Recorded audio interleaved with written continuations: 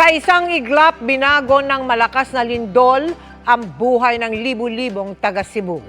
Tuloy-tuloy pa ang paghahatid ng tulong ng GMA Kapuso Foundation sa mga apektadong pamilya na hindi natitibag ang pag-asang muling makabangon.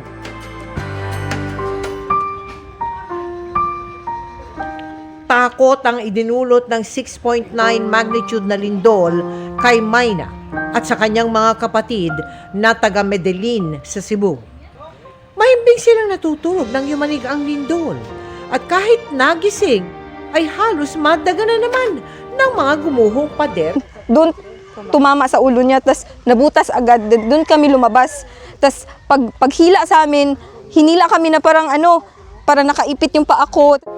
Sa bahay muna ng kanyang tiyuhin sila nakitira. Pero sa labas ng bahay pa rin daw sila natutulog dahil pa rin sa takot sa mga aftershock.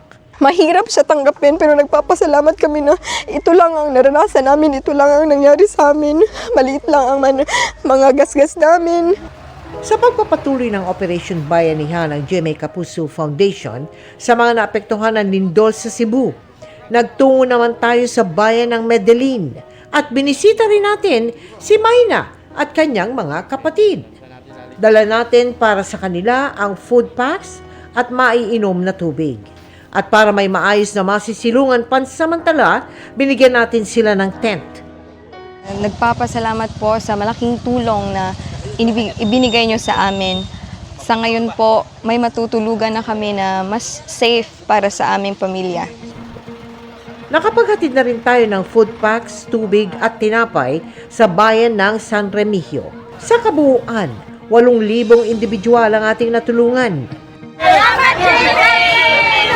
At sa mga nais pong magpahatid ng tulong, maaari kayong magdeposito sa aming mga bank account o magpadala sa Cebuana Luwalier.